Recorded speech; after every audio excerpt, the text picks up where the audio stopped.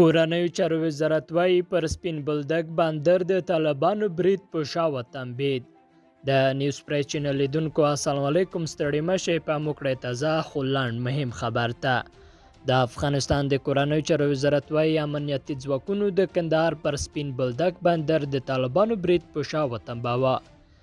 د وزارت ویان طریق آریان فرانس فریس خبري اژانس ته ویلي چې وسلوالو طالبانو بندر ته نږدې سیمه کې یو څه تحرکات درلودل، خو امنیتي ځواکونو یې مخه ونیوله. د کورنیو چارو وزارت پر د بندر د طالبانو د برید د په شا تمبولو خبر وروسته لاغه کوي چې طالبانو نن سهار وختي ادعا وکړه چې سپین بولدک بندر یې تر کنټرول لاندې راوستی. د سپین بولدک او چمن ترمنځ لاره یوه د سوداګرۍ مهمه لار ده چې د چارواکو په وینا د ورځې په سوداګریزو توکو بار شاوخوا 900 لارۍ پرې تیریږي.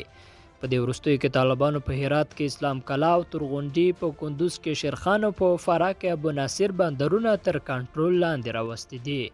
په یوه بل تازه خبر کې 4,000 افغان سرتیري به د باګرام هوایي ډګر ساتي. افغان حکومت وایي د باګرام هوایي ډګر د ساتنې لپاره 4,000 سرتیري ګمارل شوي. د باګرام هوایي ډګر قماندان جنرال اسدالله کوهستاني وایي چې دغه ډګر د افغان حکومت لپاره له ځانګړي ارزښت برخمن دی او د ساتنې او امنیت لپاره یې بشپړ تدابیر نیول کیږي.